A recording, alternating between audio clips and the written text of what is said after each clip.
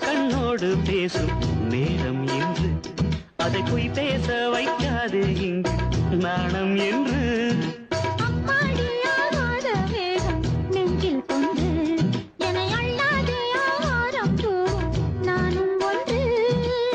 கண் வைத்த பின்னாலே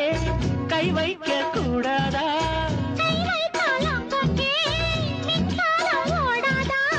என்ன ஆனால் என்ன அவள் கொண்ட போது